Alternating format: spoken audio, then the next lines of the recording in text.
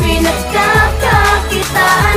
Gusto mong umunlad ang iyong negosyo, pakinggan mo ang kwento ng pag-asenso.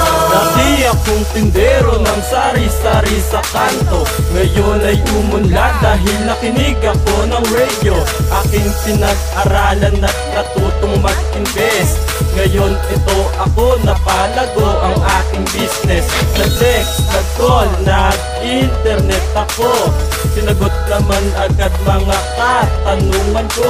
Nagbigay inspirasyon para ako'y maging porsigido, mapaangat, mapalago aking munting negosyo. Pera, pera, pera at kabuhayan. Gusto mo bang lumago, pinagkakakitaan?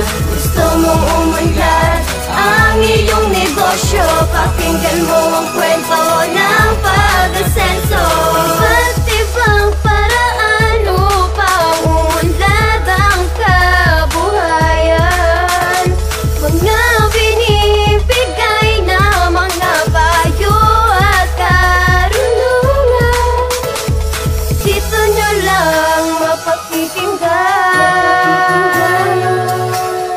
Tayo'y matutulungan sa pera at kabuhayan.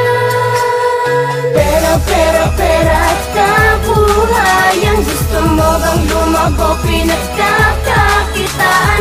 Gusto mong umunlad ang iyong negosyo, pakinggan mo ang kwento ng pag-asenso.